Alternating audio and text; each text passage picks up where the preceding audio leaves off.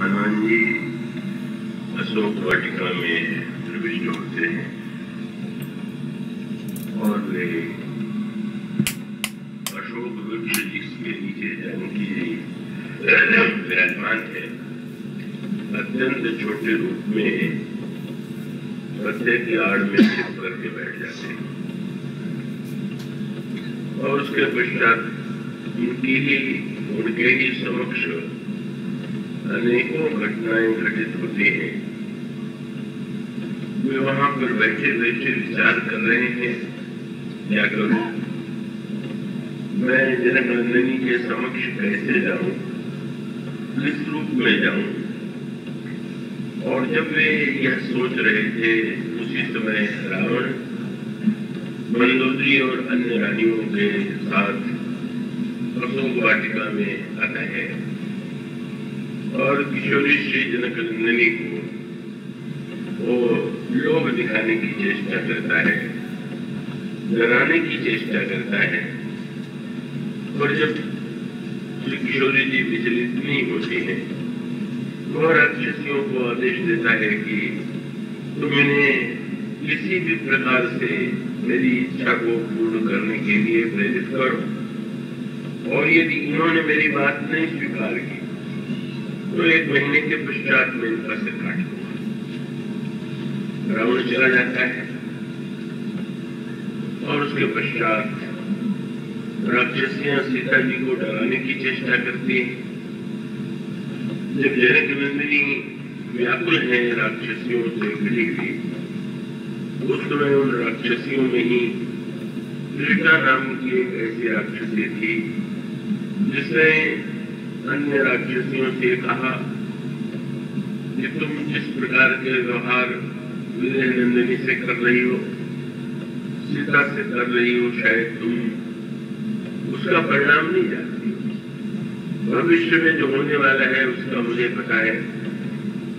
आज ही रात्रि को मैंने स्वप्न देखा कि लंका नगर में एक बंदर आया हुआ है और आया हुआ ही नहीं है, उसने लंका को जलाया। और मैंने ये देखा कि रावण नग्न और शरीर उसका मुड़ा हुआ है, उसकी विषो भुजाएं कटी हुई है और वो गधे पर बैठ करके जा रहा है।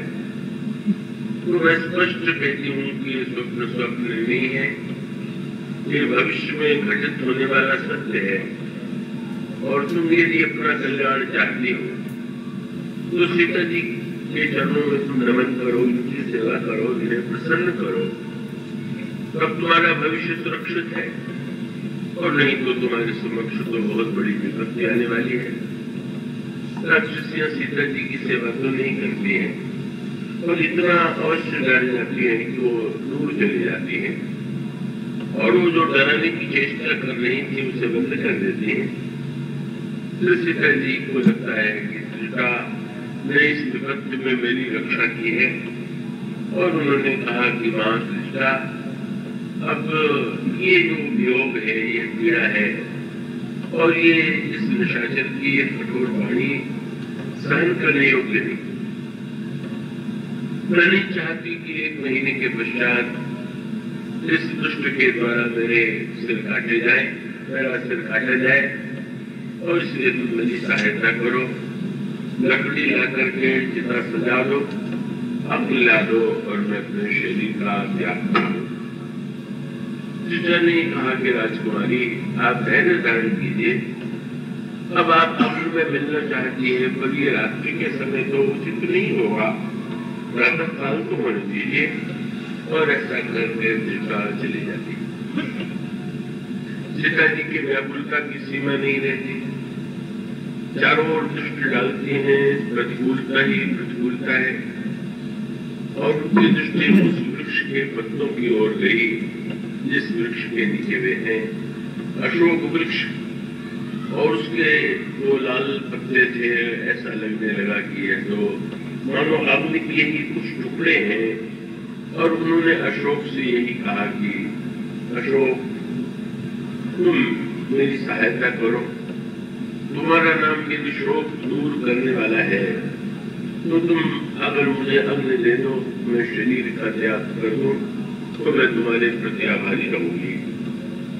अशोक से उत्तर तो कहाँ मिलने वाला था, पर अशोक वृक्ष पर हनुमान जी बैठे हुए थे और तब उनको लगा कि यही अवसर है कि मैं जब किशोरी जी के समक्ष, जनक नंदिनी के समक्ष जाऊं, और इसके लिए सबसे पहला कार्य उन्होंने यही किया कि प्रभु के द्वारा जो मुद्रिका वे लेकर के आए थे, उस मुद्रिका को उन्होंने ऊपर से नीचे डाल दिया।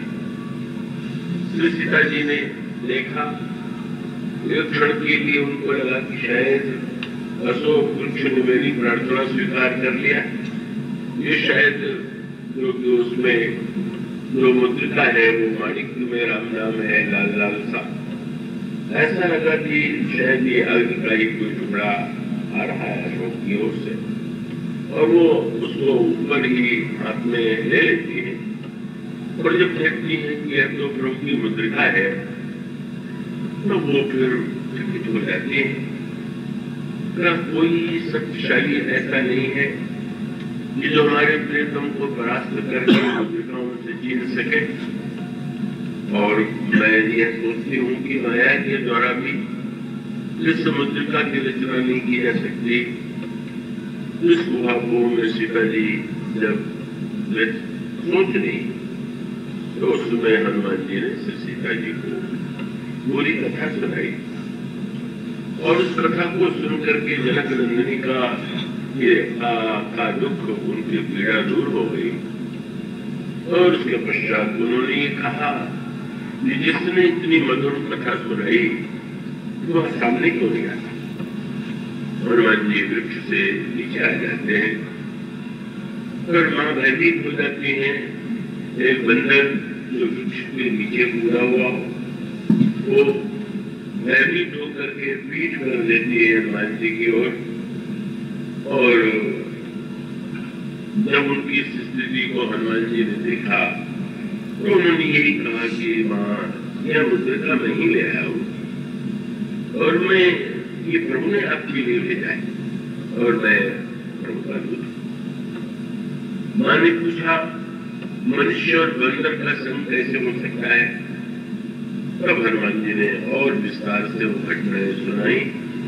मां को विश्वास हो गया कि ये भगवान राम का अनन्य सेवक है, अनंत दास।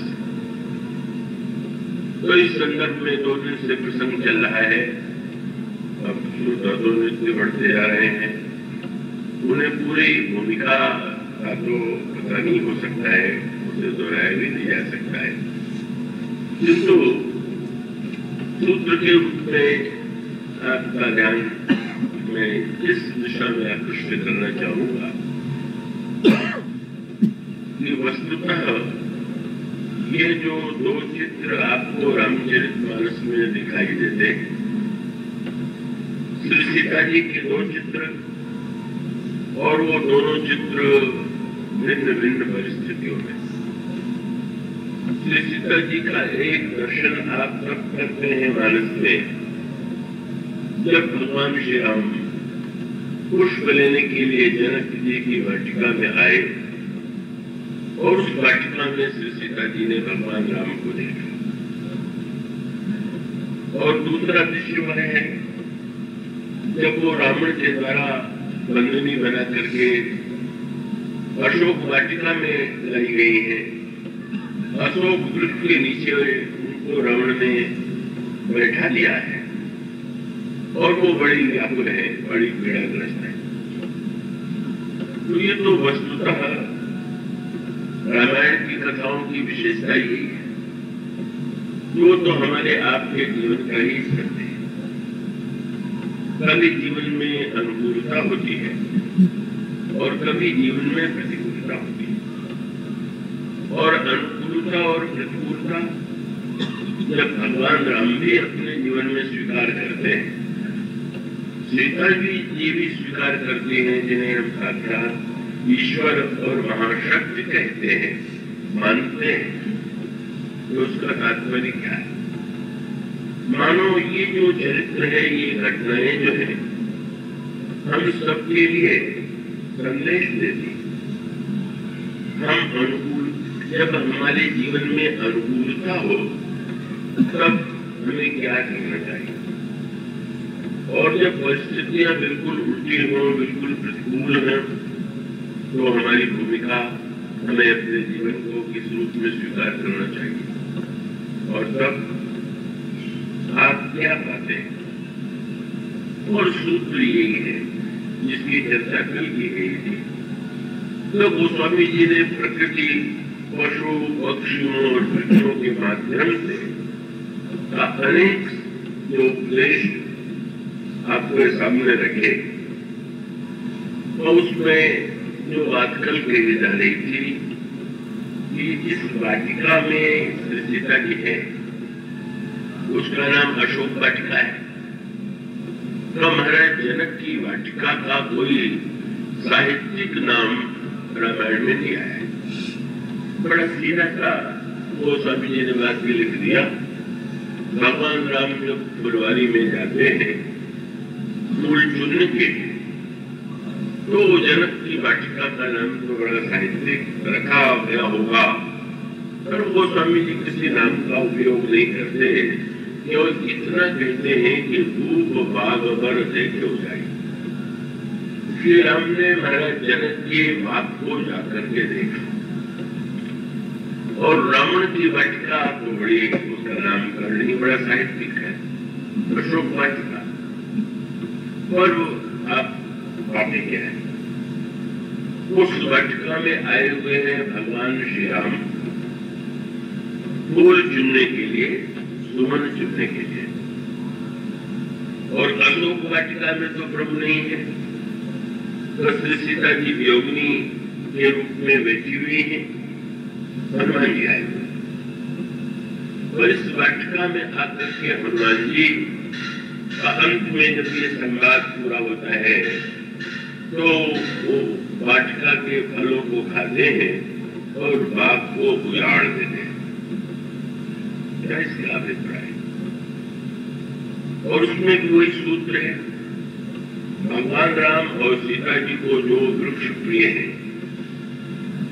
वो वृक्ष तो लंका में नहीं, वो वृक्ष केवल भौतिक वृक्ष के रूप में ही नहीं। इसका तात्पर्य है कि अगर हम जीवन में ये चाहे कि हमारे हृदय में प्रभु विराजमान हो, तो विराजमान करने के लिए हमें अपने जीवन में वृक्षों को लगाना होगा, वाटिका बनानी होगी।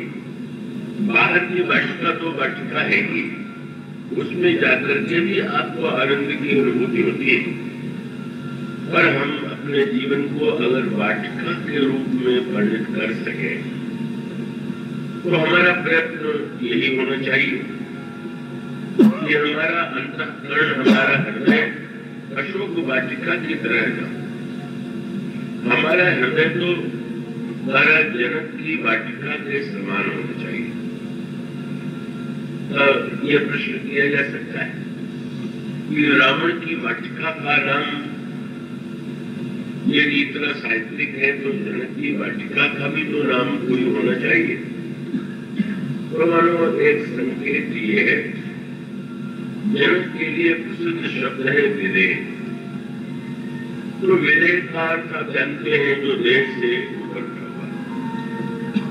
तो मानो संकेत ये है कि नाम तो देह का ही होता, विदेह का बना क्या नाम। जितने नाम रखे जाते हैं वो तो देह को सामने देख करके ही तो रखे जाते हैं। और ये जो लंका है वो मानो अगर उसको हम आध्यात्मिक भाषा में कहें तो ये देह नगर। तो देह नगर और विदेह नगर का अर्थ ये है कि कुछ लोग ऐसे हैं कि जो सर्वदा देह में ही बैठे हुए, देह ही उनके जीवन का लक्ष्य है, देह की वे पूजा करते हैं, देह की सेवा करते हैं, और संसार के अधिकांश व्यक्तियों की यही तो दशा है। अंतु तो कत्वा दिन से लेकर के प्रातः काल से लेकर 24 घंटे जब हमारे समक्ष केवल शरीर है, शरीर कैसे सुखी हो, कैसे प्रसन्न हो, हमें कैसे स्वाद, कैसे वस्तु प्राप्त हो, तो हमारी आराधना, हमारी पूजा तो शरीर की पूजा। और विनय का अर्थ नहीं है कि वो देह नहीं होता, ये भी नहीं है कि जो विनय होता है वो भोजन नहीं करता, या विनय का अर्थ नहीं है कि वहां पर कोई बाहर भोग की वस्तुएं नहीं होती।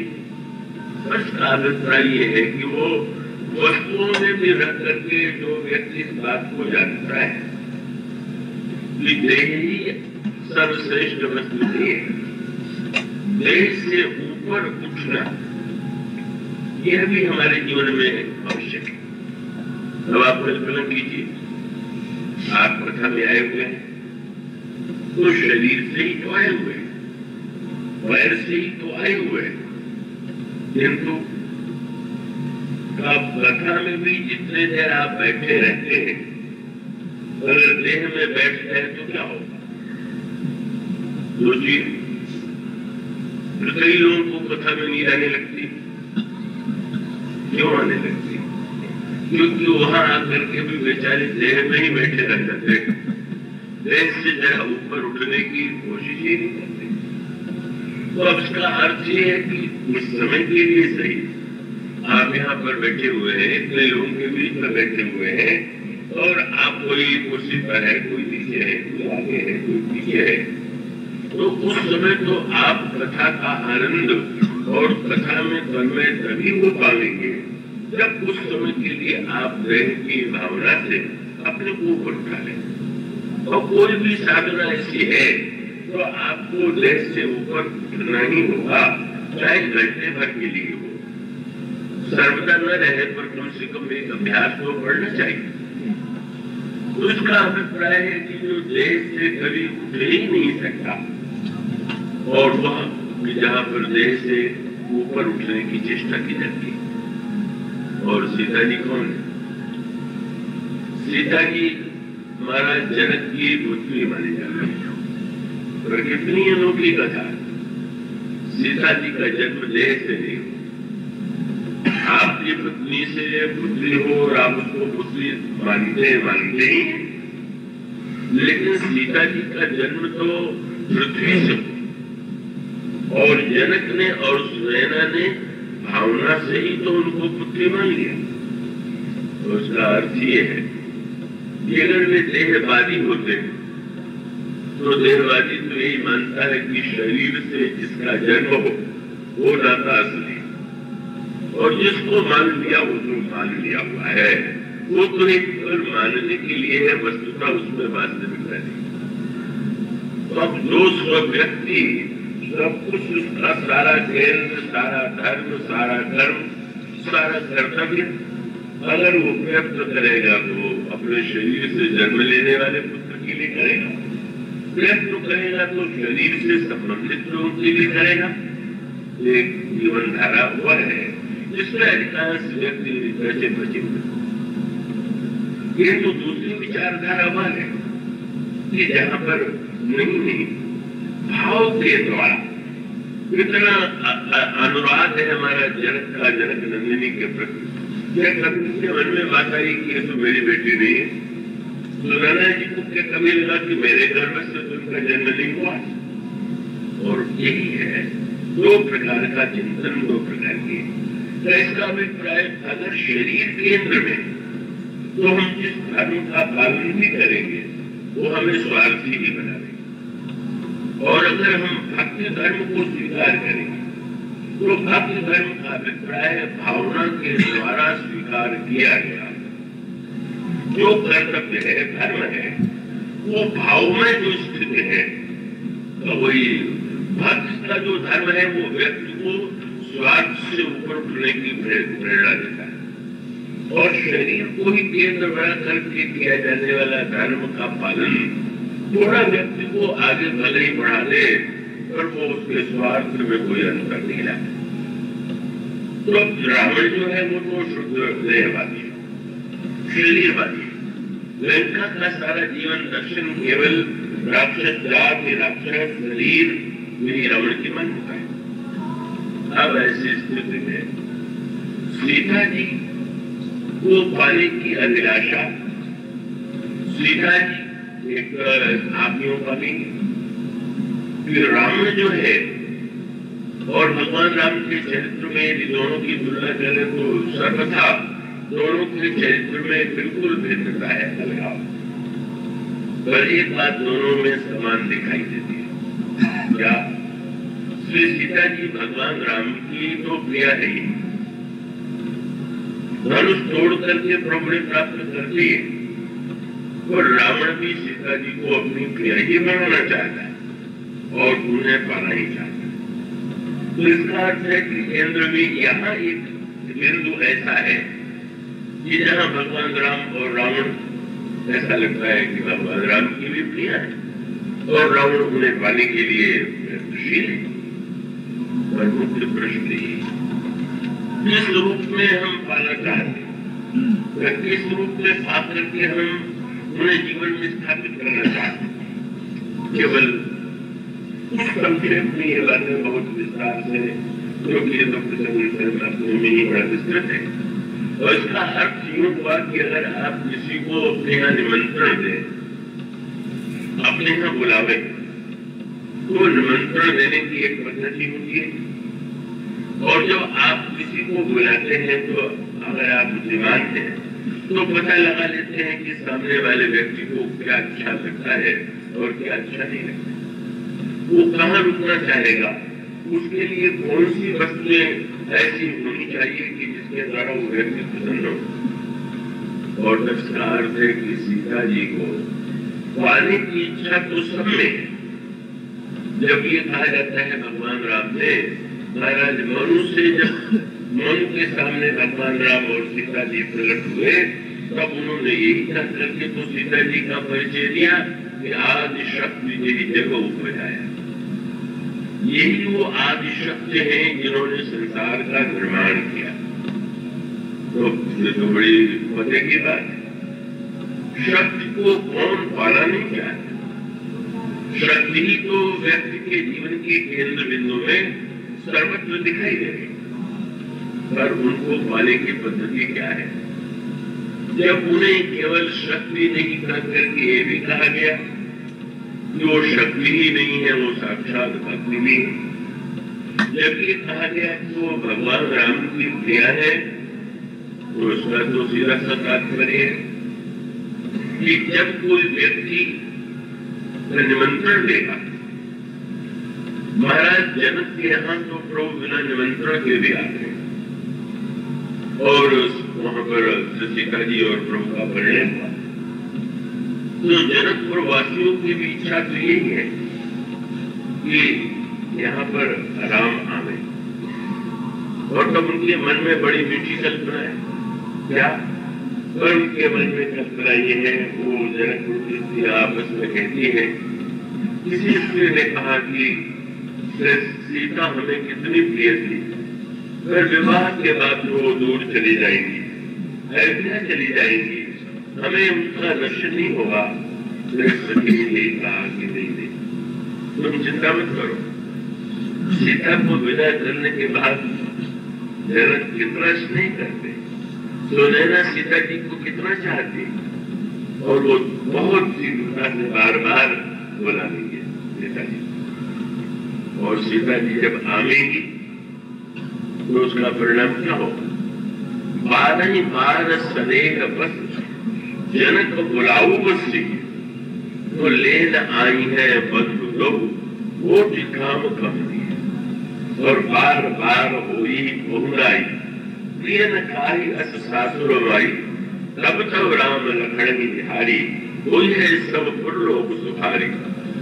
सखी, जब जनक सीता जी को बुलावेंगे तो उनको लेने के लिए राम और सीता बार बार आवेंगे। किसी ने पूछ दिया, ये तो आवश्यक नहीं है कि लेने के लिए स्वयं आवे, तो सखी ने विरोध में यही कहा, कह रहे जब ये सीता जी से इतना प्रेम करते हैं कि बिना निमंत्रण के भी दोनों भाई लेने आ गए, तो विवाह हो जाने के बाद तो आएंगे। तो मानो वो दोनों जब वहां के नगरवासी कल्पना करते हैं तो सर्वदा यही कहते हैं कि राम और सीता दोनों ही हमारे जीवन में प्रतिष्ठापित। और यह देहवादी रावण क्या चाहता है? सीता लंका में आ जाए पर राम न गुजरे पाए। राम को अलग करके सीता जी को पाने की चेष्टा करना, उसका अर्थ ये है आप सत्य को पाना चाहते हैं पर उसे ईश्वर से अलग करके कि ईश्वर के साथ। और सीधी सी बात यह है कि अधिकांश लोग तो स्वयं ही ईश्वर बनना चाहते हैं। वो तो ये सोच रहे, वो तो जब भी चेष्टा करेंगे तो रावण की वृत्ति यही है कि किसी प्रकार से राम से सीता को अलग कर दिया जाए। ईश्वर मानो ईश्वर रूप में उन्हें प्रतीत ही नहीं होता है उस रावण को। और पाने के लिए छल कपट चोरी ऐसी कोई चेष्टा नहीं है कि जो रावण के द्वारा नहीं की जाती। और फिर जब वो लंका में सीता जी को लाता है तो लाने के पश्चात वो यही तो चेष्टा करता है, डरा करके लोभ दिखा करके किसी तरह से हम उन्हें वशीभूत करें। और उसके पश्चात फिर ये चित्राता है कि जब वो डरा करके लोभ दिखा करके भी सीता जी को अपनी ओर आकृष्ट नहीं कर पाता तब वो क्या करता है? उसकी एक वाटिका है अशोक वाटिका, और अशोक वाटिका में अशोक वृक्ष है और उस अशोक वृक्ष के नीचे का वो सीता जी को बैठा देता है। कल की कथा में बड़े विस्तार से बताई थी, बहुत अधिक नए लोग हैं। और सूत्र ये है कि रामायण में अनेक वृक्षों का नाम दिया गया है। श्री सीता जी को जो वृक्ष प्रिय है, श्री राम को जो वृक्ष प्रिय है, और वो वृक्ष पंचवटी में वट है, कमाल है, जामुन है, आम है, आकर है, और वहां पर भगवान राम निवास करते हैं। तो ये पांचों वृक्ष मानो 5 प्रकार की दिव्य भावनाएं, विवेक है, प्रेम है, अनुराग है, विश्वास है। जब हमारे जीवन में हमारे अंतर हृदय की वाटिका में ये वृक्ष उग जाते हैं, लग जाते हैं, तो उस स्थान पर आकर के बड़े प्रसन्न होते हैं भगवान राम, श्री सीता जी, और दोनों वहां पर विराजमान। रावण के पास तो वट वृक्ष नहीं है, वहां तो जामुन भी नहीं, कमाल भी नहीं, पाकर जम और साध कमाला। अब भौतिक अर्थों में तो ये कहा जा सकता है कि रावण इतना बड़ा, इतनी बड़ी, इतने महान वाटिका का निर्माता था तो क्या विभिन्न प्रकार के वृक्ष नहीं रहे होंगे? भौतिक अर्थों में मान लीजिए कि वो रहे भी हो, पर वो रावण ने जब वाटिका का नामकरण किया तो अशोक वाटिका का नाम दिया। और अशोक वाटिका का नाम इसलिए दिया कि वो अशोक वृक्ष ही सारे वृक्षों में उसे प्रिय, और इसीलिए सीता जी को भी वो अशोक वृक्ष के नीचे ही देखा था। कल इस बात को विस्तार से बताया गया था कि साहित्य शास्त्र में ये जो अशोक वृक्ष है ये काम के प्रिय वृक्षों में है, और कामदेव के जो पंचबाण है उसमें जिन पुष्पों का प्रयोग होता है उसमें अशोक का भी पुष्प है। तो रावण का उद्देश्य क्या है?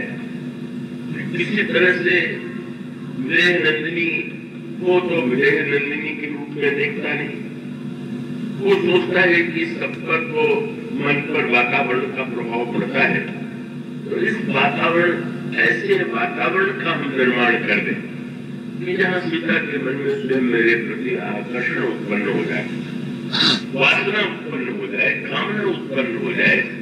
इसलिए वह वट के नीचे नहीं, रसाल कमाल के नीचे नहीं, सीता को उस कामुकता के प्रतीक वृक्ष को, क्या कितनी व्यंग्यात्मक धारणा है साहित्य की कि अशोक तो फूलता ही तभी है जब कोई सुंदरी अपने साहित्य जगत में यही माना जाता है कि अशोक वृक्ष को अशोक वृक्ष न समझ लीजिएगा तो आप लोग यहाँ अशोक अशोक करके पुकारते हैं, ये बिना फूल वाला अशोक नहीं है। वो अशोक वृक्ष जिसमें फूलता है तो उसके लिए कहा जाता है कि जब कोई सुंदरी अपने चरणों से उसके जड़ पर प्रहार करे तो फूल जाता। इससे बढ़कर के श्रृंगार और कामना का प्रतीक क्या हो? किसी को लात मार दीजिए तो अपमानित अनुभव करे, लेकिन ये ऐसा वृक्ष है कि जो चरण प्रहार में प्रसन्न होता है और वो काम की वृद्धि ही ऐसी है कि जहाँ पर व्यक्ति जो है अपमान में भी पूरा हुआ रहता है, उसको आनंद की अनुभूति होती है। कोई बात नहीं है, प्रहार भी हुआ तो सुंदरी के चरणों के द्वारा हुआ। तो ऐसे कामुकता के प्रतीक वृक्ष के नीचे वो सीता जी को बैठा देता है। फिर प्रश्न है कि वातावरण अगर आपके अनुकूल हो तो ठीक है, लेकिन जब प्रतिकूल हो तो हम क्या करें? प्रतिकूलता में हमें क्या करना चाहिए? और इसका उत्तर ये दोनों प्रसंगों में एक सूत्र है, और उस सूत्र पर जो कल कथा के अंत में बात कही गई थी कि आम का जो वृक्ष है तो वह काम को भी प्रिय है और श्री राम को भी प्रिय है। और लेकिन गोस्वामी जी ने एक संकेत दिया, आम के नीचे बैठ करके भक्त लोग ध्यान किया करते हैं, मानसिक पूजा करने के लिए भक्त आम के नीचे बैठते हैं। ऐसा काकुसुम जी के प्रसंग में पढ़ने को मिलता है, आम छाह कर मानस पूजा। काकुसुम जी जब मानसिक पूजा करना होता है तो आम के वृक्ष के नीचे बैठते हैं। क्या इसका अर्थ है? राम को भी प्रिय है और काम को भी प्रिय है। इसका अभिप्राय ये है, इस वृक्ष का नाम ही है रसा। आम में कितना मीठा रस होता है, और वो तो बहुत ही लोकप्रिय फल है। और इसका अर्थ है कि संसार में अच्छा और बुरा कोई ऐसा व्यक्ति नहीं कि जिसमें रस की अभिलाषा हो, किंतु उस रस की अभिलाषा के साथ साथ उसके दो चित्र हैं। जब काम भगवान शंकर पर आक्रमण करने के लिए जाता है तो भगवान शंकर तो वट वृक्ष के नीचे ही बैठते हैं, और शंकर जी के पास ही वट वृक्ष के पास आम का भी वृक्ष लगा हुआ है। तो अब एक सूत्र है, मैं ऐसा करता हूँ, जो लोग थोड़ी साधना और उपासना में रुचि रखते हो वो उसको ध्यान से सुनेंगे। मनोसंकेत ये है, रसाल को इतना महत्व देने का अर्थ तो वो स्वाद में शरीर को भी प्रिय लगता है। और उसका सूत्र यह है कि आपको भगवान की मानसिक पूजा, तो मानसिक पूजा का तात्पर्य क्या है कि शरीर के द्वारा तो हम संसार के लोगों की अभ्यर्थना और पूजा करते ही रहते हैं, किंतु ईश्वर के संबंध में ईश्वर की पूजा हम कैसे करें? और कितनी सुंदर बात है। ईश्वर की पूजा मूर्ति के, भगवान के मूर्ति आपके घर में हो, चित्र हो, तो आप उसकी पूजा करना चाहिए। पर हमारे उपासना के ग्रंथों में बताया गया है कि बाहर की पूजा की अपेक्षा भी भीतर की पूजा का अधिक महत्व। मानसिक पूजा से भगवान परम प्रसन्न होते हैं। और कितना बड़ा अंतर है। संसार में आपको के पास कोई आवे और आप उसको बैठा करके कहें, ये लीजिए अभिवृद्धि, ये लीजिए लड्डू, ये लीजिए मिष्ठान, ये लीजिए नमकीन, और मुंह से बहते जाए और परोसा कुछ नहीं, उसको बड़ा क्रोध आएगा। और रामायण में बात कर पाते हैं कि दशरथ जी से बिगड़ करके यही कहा, अच्छा तो पानी का लड्डू परोस रहे और मन मोदकन की भूख बुझाई, मन के लड्डू से किसी का पेट भरता है क्या? तो संसार के व्यक्तियों की पूजा तो तभी हो सकती है जब आपके पास स्थूल वस्तु हो। भगवान की पूजा कितनी सरल है। जिनके पास वस्तु है वो अपनी वस्तु का सदुपयोग करने के लिए भगवान की बाहर पूजा अवश्य करें। मानसिक पूजा के नाम पर अब बाहर की पूजा बंद न कर दीजिएगा, नहीं तो कृपणता के लिए सबसे बढ़िया उपाय यही निकल जाएगा कि अब तो भगवान की मानसिक की पूजा करते हैं। मानसिक शरीर की पूजा करती है कि बाहर से पूजा इसलिए कीजिए कि आपके पास जो धन है, वस्तुएं हैं, उसको भी तो हम भगवान को अर्पित करके भगवान को विधि को हमें आपको करना है। वहां ये भी जो चिंता की आवश्यकता नहीं कि आप जो लड्डू भोग लगाएंगे भगवान सब कुछ खा ही जाएंगे। वो तो आप निश्चिंत रहते हैं कि वो तो जो का तो लौटना आपको ही मिलने वाला है। तो अब इतने कितनी सरल बात है। दूसरे के सामने आप भोजन परोस रहे तो ऐसा थोड़ी करेंगे कि जो का तो लौटा दे। वो तो ही कहेंगे भाई तो पूरा भोजन करेगा। और भगवान कितने उदार है कि वस्तुएं परोस दी जाए तो जो का तो लौटा देते और उसमें कितनी कृपा करते। तो उसको जो वस्तु थी उसको भगवान प्रसाद बना देते। वाल्मीकि जी ने हमारे भगवान राम से ये कहा, उन्होंने पूछा किसके हृदय में रहे, तो वाल्मीकि जी ने यही कहा कि महाराज तुम निवेदित भोजन करे।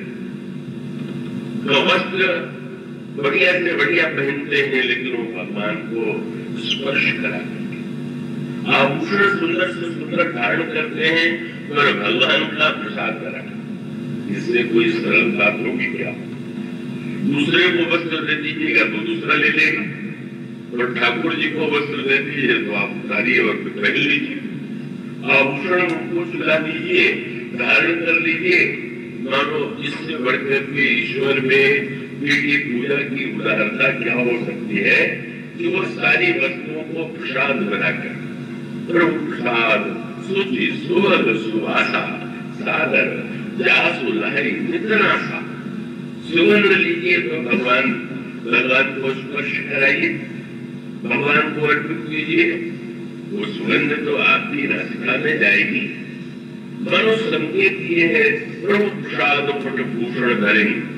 तो बाहर की पूजा में भी भगवान मानो व्यक्ति के अधिकार को बस उसके ममता की वृत्ति को वो कम कर देते हैं अगर वो उस दृष्टि से पूजा करें। जब तक आप मिठाई बाजार से लाए थे तब तक वो मिठाई थी। जब भगवान को आपने भोग लगा दिया तो भोग लगाने के बाद वो प्रसाद हो गया। और प्रसाद होने के बाद शास्त्र की मर्यादा तो यही है कि सबको बांट के खाइए। तो बहुत बढ़िया बात है। आजकल उसका तो पालन कम ही लोग कर पाते, लेकिन विधान यही है ये जब वो प्रसाद हो गया तो केवल आपके लिए नहीं है, वो सबके लिए। तो एक और तो बहिरंग पूजा के द्वारा व्यक्ति को भगवान की इतनी बड़ी सुविधा दे देते हैं तो सारी की सारी वस्तुएं प्रसाद बन करके हमें प्राप्त हो जाती है। पर उससे भी बड़ी बात यह है कि भगवान शरीर की इस पूजा की अपेक्षा भी मन की पूजा से और अधिक प्रसन्न होते हैं। उनको अत्यधिक भक्तों के चरित्रों में, उपासना के ग्रंथों में मानसिक पूजा का बड़ा महत्व है। और मानसिक पूजा उसका अर्थ क्या हुआ कि आपको हृदय में तो कल्पना ही करेंगे ये बड़ा सुंदर सिंहासन है, भगवान बैठे हुए। आप वस्त्र पहनाएंगे तो कल्पना का ही तो वस्त्र पहनाएंगे। आप भोग लगाएंगे तो कल्पना से ही तो लगाएंगे। और इसका अर्थ ये हुआ ये भगवान ये कहते हैं कि तुम शरीर के द्वारा संसार के व्यवहार चलाओ, शरीर से तुम सेवा करो, हम तो तुम्हारे मन से भी प्रसन्न हो जाते हैं। मन की मिठाई से जिसका पेट भर जाता है वो तो भगवान ही है और दूसरे का तो भरने वाला नहीं। तो ये मानसिक पूजा ये बहुत ही श्रेष्ठतम भक्त और इसका अभ्यास जिन लोगों को हो जाता है उन्हें बड़ा नहीं करता है। लेकिन वो मानसिक पूजा को मजबूत नहीं है। आम के नीचे माने अगर मन से पूजा करना है तो रस की सृष्टि तो कीजिए। अगर आप में रस नहीं है और मानसिक पूजा भी आपने केवल यंत्र के समान कर दे तो मानसिक पूजा में क्या आपको आनंद आएगा? कोई नियम बना दे कि चाहे हमने भगवान के माथे पे चिन्ह लगा दिया, मान माला पहना दिया, भोग लगा दिया और वो केवल जितना है वो सब रसहीन हो, वो तो भगवान कहाँ प्रसन्न होंगे और उस व्यक्ति को लाभ कहाँ प्राप्त हो? इससे पहले रसाल रसमयी पृथ्वी बनाने की चेष्टा करें। कि देखिए ना, आपका बुद्ध भी आ जाता है जब उसे आप खिलाते हैं तो कितने प्यार से, कितने रस से उससे आग्रह करते हैं और लीजिए और लीजिए, ये वक्त तो आपको अच्छी लगी कि नहीं अच्छी लगी। जब हम संसार के लोगों को प्रसन्न करने के लिए स्नेह से परोसते हैं, न परोसे तो स्वाभिमानी व्यक्ति को तो बड़ा नहीं होता, वो तो अपमान लगता है। तो भगवान को जब हम उनकी मानसिक पूजा करें तो उस मानसिक पूजा में हमारे अंतःकरण में रस का संचार।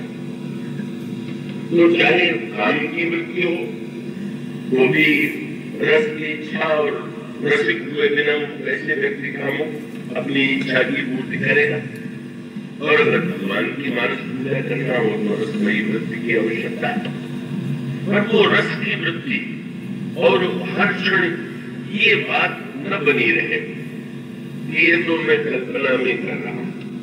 वो प्रसिद्ध नाटक पैसे नहीं है, बड़ा दरिद्र हूँ, ऐसा कोई उपाय बताइए कि जिससे धन मिल जाए।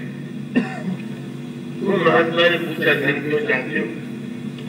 अगर वो ये कह देता कि मुझे संसार के व्यवहार के लिए धन चाहिए, चाहिए धन चाहिए, तो उसने कहा कि महाराज मैं भगवान की पूजा करना चाहता हूँ, मंदिर बनाना चाहता हूँ, ऐसे होते तो नहीं सकता। तो महात्मा ने कहा तुम भगवान के लिए चाहते हो तो मैं उपाय बता देता हूँ, और व्यवहार के लिए चाहते हो और बात है क्या? पूरे मंदिर तुम बनाओगे तो कितना समय लगेगा, कितना झंझट होगी। तुम अपने हृदय में बस बैठ जाओ और बैठ करके भगवान का मंदिर और नित्य नए नए रूप में मंदिर बनाओ। भगवान को नित्य सिंहासन, चाहे हीरा मोती पन्ना जो जड़ना हो सब जड़ बैठाओ, रंग बिरंगे सुंदर से सुंदर वस्त्र पहनाओ, खूब बढ़िया व्यंजन जो है मन से बना करके उनको परोसो, खिलाओ, भगवान प्रसन्न हो जाएंगे। और वो व्यक्ति करने लगा, करते करते एक दिन अब उसको आनंद आने लगा, और आनंद आने लगा तो एक दिन वो ये सोचने लगा कि आज तो भगवान को खीर का भोग लगावे, तो खीर का भोग लगाना है तो बनाना भी था, मन में ही बनाना था। उसने मन से दूध, चीनी, चावल और सब वस्तु एकत्र कर ली। जब वो खीर में चीनी डालने चला उसको लगा कि इतनी चीनी खर्च रोज होगी तब तो बड़ा खर्च बढ़ जाएगा। वो डालते डालते थोड़ा कम कर दिया। भगवान ने प्रकट होकर के एक चाटा लगाया, अरे मन की चीनी में तो कंजूसी मत करो। तो उससे नहीं कहा गया महाराज इतने दिन मैंने वो मन से लगाया, आप नहीं आए और आप कंजूसी पर प्रसन्न हो गए क्या? तो भगवान ने कहा कंजूसी नहीं, नित्य तुमको ये ध्यान बना रहता था कि हम मन से कल्पना कर रहे, और जब तुमने सोचा कि चीनी कम डाले तो तुम बिल्कुल भूल गए कि कल्पना है। तुमको सचमुच लगने लगा कि ये मैं खीर बना रहा हूँ, तुम्हारे मन में जो आज रस और तन्मयता आ गई कि नहीं ये कल्पना नहीं है, इसलिए मैं प्रकट हो गया। तो इसका अभिप्राय ये है कि हम अपने रस का उपयोग संसार की वृत्तियों में, व्यक्तियों में तो करते ही रहते हैं, पर अगर इस रस की वृत्ति को हम भगवान से जोड़ दें तो जाने कितने रस की वृत्ति हमारे जीवन में जुटी जाएगी।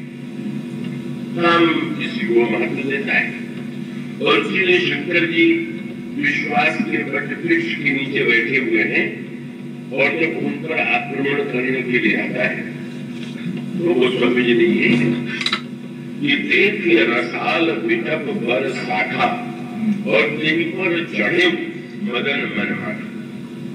काम रसाल के नीचे नहीं बैठता, भक्त रसाल के नीचे बैठते हैं और काम जो है रसाल के ऊपर बैठता।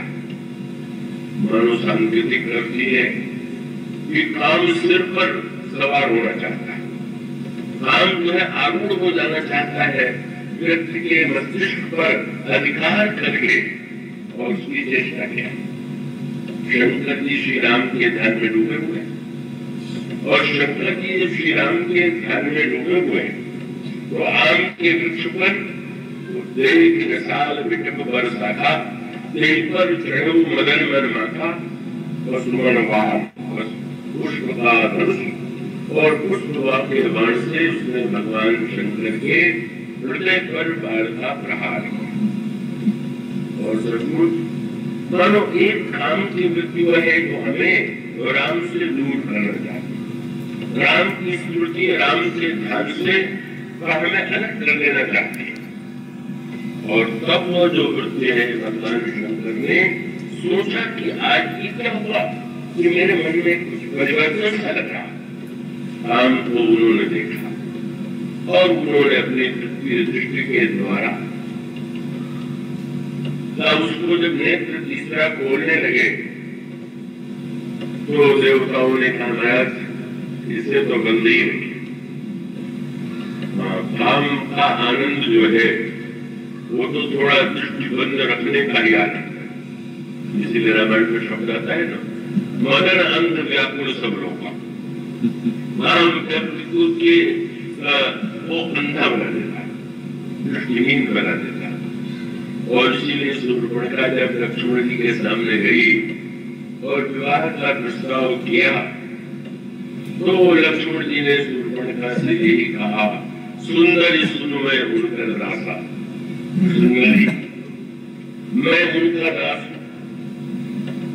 शूर्पणखा को प्रसन्नता तो हुई कि कम से कम ये सुंदरी कर तो रहा है, ये बड़ा भाई तो बड़ा नीरस निकला।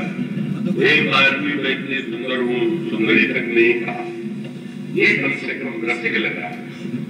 और उससे थोड़ा आश्चर्य भी हुआ, सुंदरी मुझे कह रहा है देख रहा है, लक्ष्मण जी देख रहे थे राम क्यों। लक्ष्मण भगनी जानी प्रभु विलोक सोचते हैं कि अगर मुझे सुंदरी कह रहा है तो इसे मुझे तो देखना चाहिए। और लक्ष्मण जी मन ही मन हंस रहे हैं, जब तक मैं नहीं देख रहा हूँ तभी तक तुम सुंदरी हो, जब मैं देख जाऊंगा तो उसके बाद फिर तुम्हारी ये जो नकली सुंदरता है वो कहाँ टिकने वाली। लक्ष्मण जी वही आते। तो ये जो अंधत्व की सृष्टि है यही काम की चेष्टा है। और शंकर जी के पास तो दो नहीं तीसरा नेत्र भी है। शंकर जी से देवताओं ने कहा देखिए ना, क्रोध थोड़ी आत्म करना चाहिए। मानो शंकर जी का अभिप्राय है कि काम पर क्रोध नहीं करेंगे तो क्या राम पर क्रोध करेंगे क्या? तो जो बुराई पर क्रोध नहीं करेगा वो भलाई पर क्रोध करेगा। और इसलिए शंकर जी ने कहा मैं कोई जलाने के लिए थोड़ी निर्दिष्ट बोल रहा हूं। तो जब कोई वस्तु ऐसी हो कि जिसको देख करके धोखा हो ये असली है कि नकली है तो उसे अग्नि में देख लेते हैं। सोने के संबंध में ये नियम तो आप जानते हैं, जो सोना खरा है कि मोटा है उसको अग्नि में चेहरे पर पता चल जाता है। देखने में लगा सोना और अग्नि में डालने पर काला हो गया। शंकर जी का संकेत दिया था, साहित्य में काम का जो वर्णन किया गया है और श्री राम का जो वर्णन किया गया वो मिलकर जुलता है। श्री राम का रंग भी श्याम है और साहित्य मानता है कि काम का रंग भी श्याम। ये भी मानता है साहित्य कि काम भी बड़ा सुंदर है और राम भी बड़े सुंदर है। और इतना नहीं, धनुष बाण दोनों धारण करते हैं। तो शंकर जी का मनोव्यंग ये था कि मैं देखना चाहता हूं कि ये असली है कि नकली। तो दिखाई तो देता है राम जैसा, पर है भी क्या।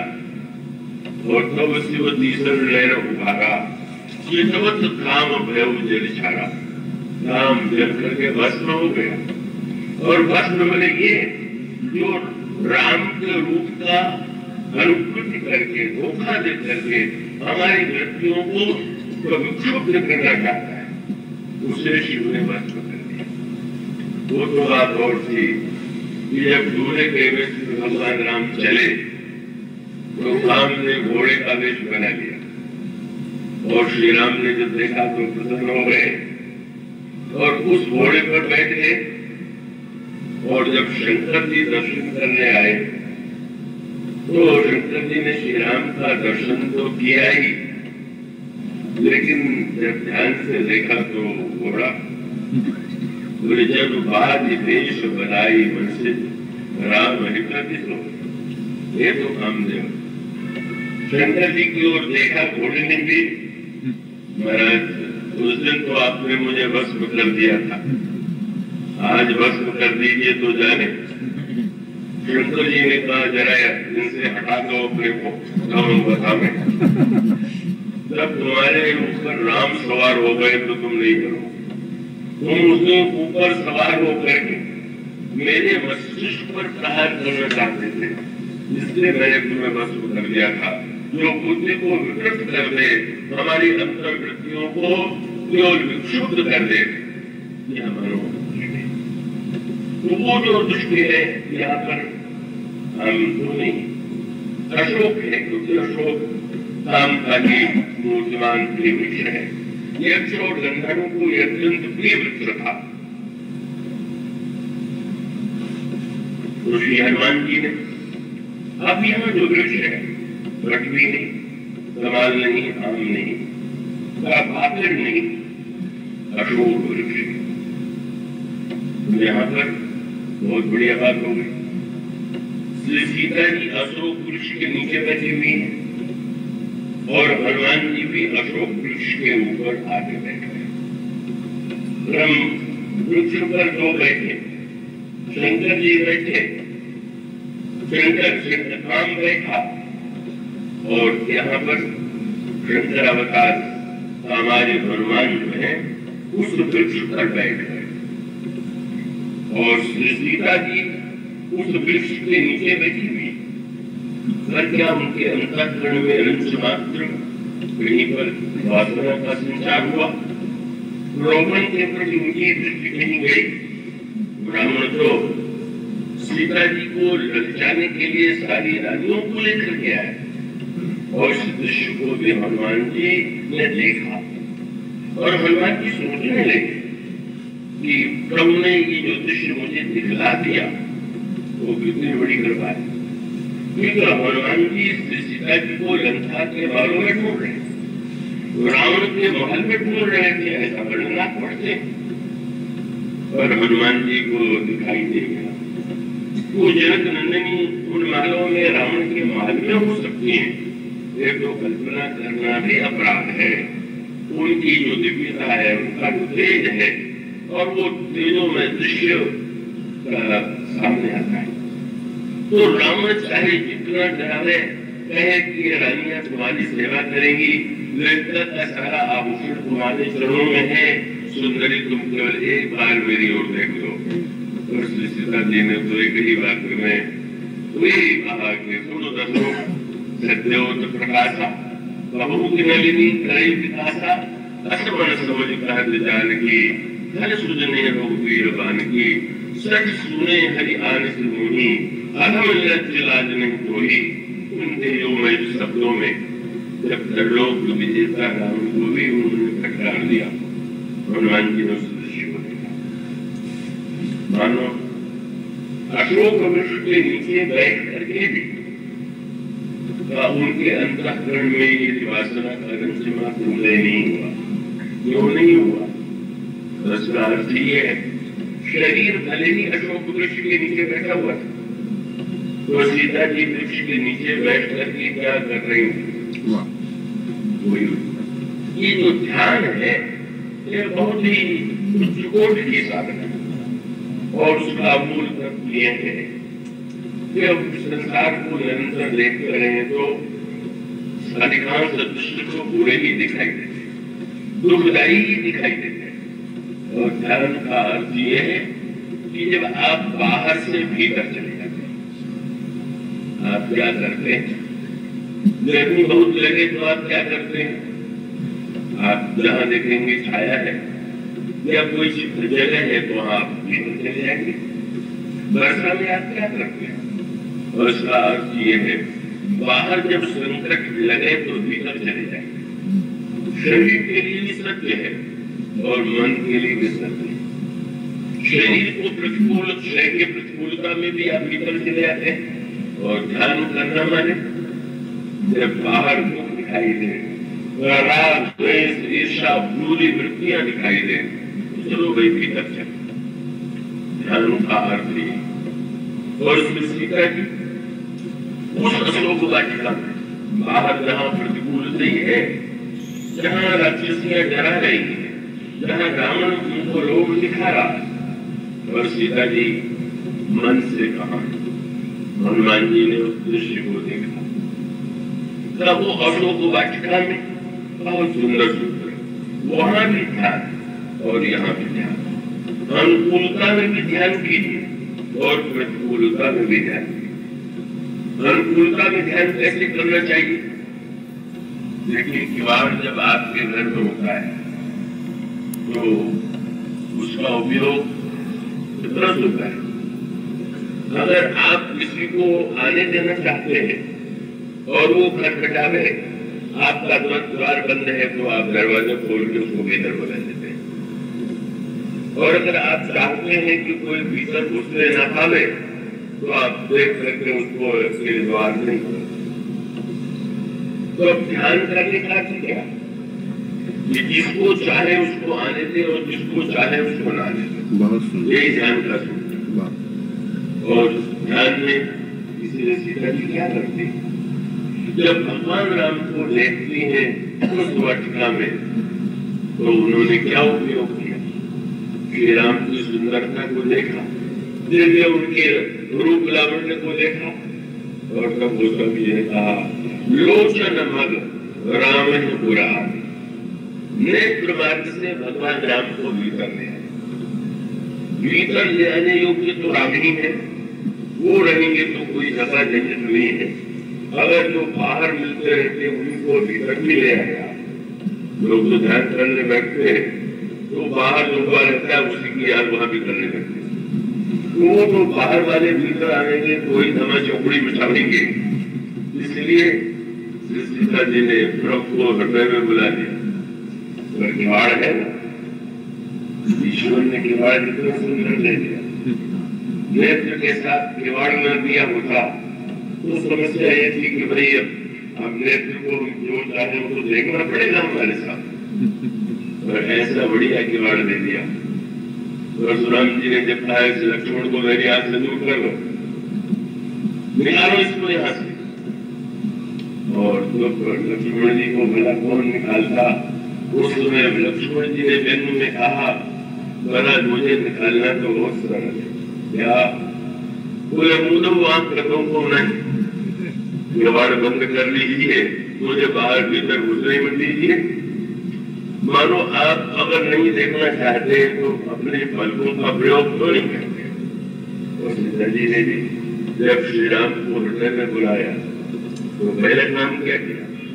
बुलाने के बाद की बात बुला रहे तो चाहे तो आ सकता है, लेकिन यहाँ तो लोचन मग राम ही उर आनी और दीने पलक कपाट सयानी सीता जो है पलकों का दीवार बंद कर लेती है।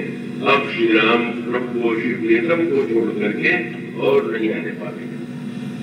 और लंका में आए तो उल्टा दृश्य, वहां तो नेत्र खोलने पर भी राम दिखाई देते हैं और नेत्र मूंदने पर भी श्री राम दिखाई देते हैं। तो यहाँ तो बाहर राक्षसियां हैं, राक्षस है, लेकिन सीता जी उस आम के वृक्ष के नीचे बैठे हुए भी अगर सुरक्षित है तो उसी के कारण जो दृश्य था जनक की वाटिका में नेत्र के किवाड़ बंद करने का, यहाँ पर भी हनुमान जी जब लंका से लौट करके गए और प्रभु ने पूछा कि क्या सीता जीवित है, इतनी प्रतिकूलता में, इतने अनर्थकारी वातावरण में, तो हनुमान जी ने यही कहा कि महाराज अगर किवाड़ बंद हो, ताला लगा हुआ हो, पहरेदार हो और वो सशक्त पहरेदार हो तो भीतर कोई हो सकता है। पूछा कौन से किवाड़, कौन सा ताला, कौन सा पहरेदार, और उस हनुमान जी ने यही कहा और वहां की किवाड़ ही। हनुमान जी प्रभु से कहते नाम पाहरू दिवस प्रभु आपके नाम का पहरा पड़ा और ध्यान तुम्हारा कपाट, ध्यान का द्वार बंद है, लोचन निज पद जनित प्राण चाहिए। प्रतिकूलता में भी भगवान को हृदय में लगाइए, ले आइए और नाम का पहरेदार बैठा लीजिए, मानो नाम का जप करते रहिए, हृदय में भगवान का ध्यान कीजिए, फिर कोई राक्षस, कोई दुर्वृत्ति प्रवेश नहीं पाए। भगवान को बुलावे तो कपाट बंद कर ले तो और कोई न आ जाए, और प्रतिकूलता में किवाड़ बंद कर ले कि प्रभु को छोड़ करके अन्य कोई हमारे जीवन में हृदय में प्रविष्ट न हो। इसलिए अशोक वृक्ष के नीचे बैठी हुई भी वो तो प्रभु के ही चरणों के चिंतन में ऐसा लग रहे।